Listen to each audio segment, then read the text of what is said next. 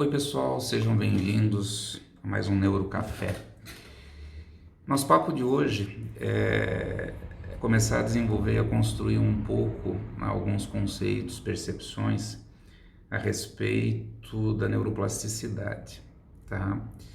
Primeira coisa que a gente tem que ter muito claro é que a neuroplasticidade ela é a resultante, é a consequência de um trabalho, de um processo que começa desde o diagnóstico, muito bem estruturado, muito bem feito, focado, até a elaboração de um plano de tratamento e, consequentemente, você então provocar as eventuais alterações, compensações e substituições que o nosso cérebro pode fazer para resgatar determinadas habilidades. Por que desenvolver isso? Porque falar de neuroplasticidade é uma coisa hoje que se torna muito comum, porém nós precisamos compreender que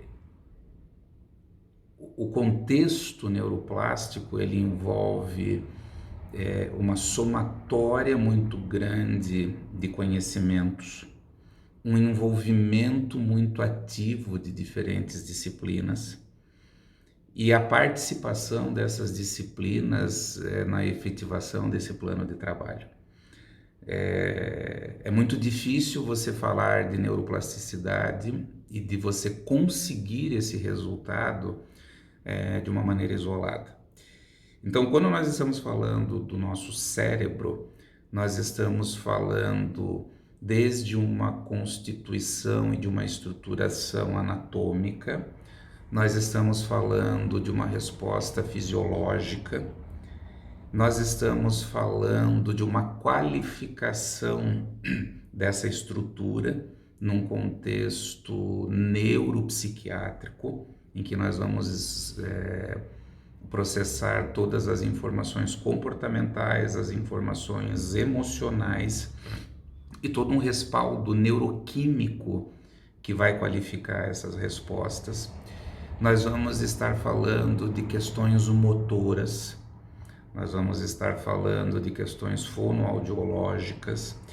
Então, assim, compreender o funcionamento normal e patológico do nosso processo neuronal, nós vamos estar falando de neurologia, nós vamos estar falando de psiquiatria, nós vamos estar falando de psicologia, nós vamos estar falando de fisioterapia, educação física, fonoaudiologia, endocrinologia, em virtude de questões hormonais. Nós vamos estar falando muitas vezes do médico clínico geral, que precisa ter um processo de avaliação.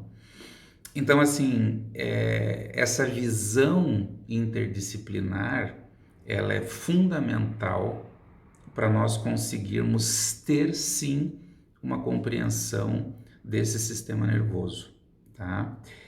E veja, quando nós falamos desse sistema nervoso, desse funcionamento, dessa interdisciplinariedade, nós precisamos obrigatoriamente nos reportarmos à questão semiológica, né? Que é a questão de estrutura básica, fundamental, de resposta do nosso sistema nervoso.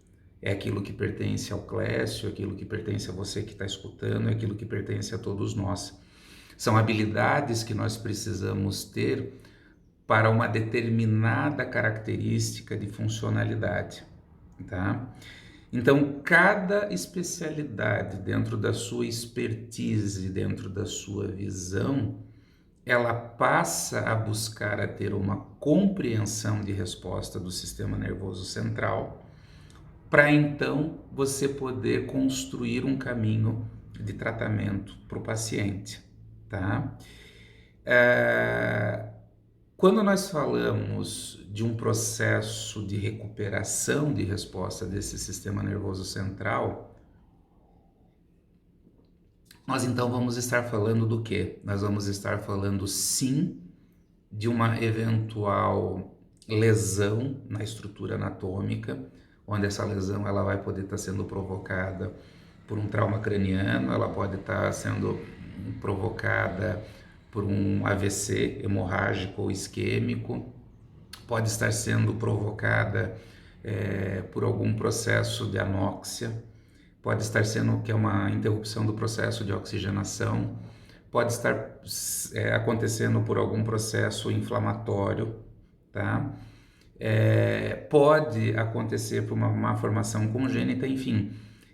A questão de alteração anatômica, ela pode ser do contexto endógeno, gestacional, genético, até uma questão de trauma, até uma questão externa provocada por um acidente, enfim, por alguma coisa, tá? Então, nesse contexto, o que tu vai visualizar? Tu vai visualizar qual é a área específica lesada, você vai definir a intensidade dessa lesão e você vai projetar uma perspectiva concreta e hipotética de alcance que essa lesão ela vai estar podendo provocar em termos de alteração de funcionamento da resposta do indivíduo, seja emocional, comportamental, motora, enfim, tá? Quando você identifica a estrutura anatômica, você consequentemente pode ter uma alteração fisiológica, tá? E todo esse contexto vai ter qualitativamente um prejuízo. Então, a psicologia, especificamente a neuropsicologia, que vai através de um processo técnico, científico, de investigação e de avaliação, identificar especificamente áreas lesionadas, o quanto foi lesionada, áreas potenciais, áreas que podem ser utilizadas como compensação, mais a psicopatologia, que vai verificar que tipo de alteração, de transtorno mental foi provocado pela condição médica estabelecida. Você então tem uma questão física definida, você vai ter uma questão emocional, comportamental, uma resposta neuropsicológica bastante apropriada, e você vai, junto com isso, você vai ter o parecer do fisioterapeuta, você vai ter o parecer do fonoaudiólogo, você vai ter um parecer de um educador físico que trabalhe com questões motoras, tá? Então você vai ter uma visão muito clara daquilo que você tem nas mãos enquanto equipe e principalmente, é aí que vem o cerne da neuroplasticidade, a definição concreta de um plano de tratamento de resolutividade. Ou seja, quando você determina o diagnóstico de um paciente, esse diagnóstico ele não tem um papel rotulador para provocar um estigma e uma consequente marginalização dessa pessoa porque ela sai de um padrão. Não. Gente, o diagnóstico ele tem uma finalidade técnica de nortear a conduta da equipe profissional que trabalha com o seu paciente, tá? Então, assim, essa bússola, ela vai conseguir fazer com que cada especialista eleja a forma mais adequada e de melhor resultado para o prognóstico, ou seja, para a possibilidade de desenvolvimento dessa doença e que então esse paciente alcance sim o melhor êxito potencial que ele possa ter diante da patologia dele, tá? É uma questão muito científica, uma questão muito técnica, tá? E quando nós falamos de alguns quadros neuropatológicos, isso é tão significativo e importante que um componente que norteia muito o processo de diagnóstico, de definição de processos terapêuticos, é uma coisa chamada tempo, tá? Vou citar para vocês um exemplo. Quando você tem um indivíduo com um AVC hemorrágico, tá? O protocolo diz que se faz necessário ter um sistema de atendimento emergencial extremamente veloz para que num prazo máximo de 1 a 2 horas esse paciente ele seja atendido, seja drenado esse componente hemorrágico, esse paciente ele seja devidamente medicado para que as lesões anatômicas provocadas pelo sangramento sejam as menores possíveis, tá? Depois disso, o que que acontece? O protocolo de reabilitação, tanto de fala, quanto questões motoras, quanto questões emocionais, também pede uma velocidade. Hoje nós temos técnicas, por exemplo, na fisioterapia, muito modernas, muito bem aplicadas, que você consegue resgatar uma funcionalidade num percentual bastante elevado e às vezes absoluto, dependendo da patologia, desde que esse paciente ele entre no processo de tratamento imediatamente após no caso do acidente vascular que eu estou mencionando para vocês, tá? Então, assim, essa performance de diagnóstico que define o prognóstico e que vai nortear o plano de tratamento, o protocolo de tratamento, que vai ser fundamental então para a gente chegar nessa resultante de neuroplasticidade.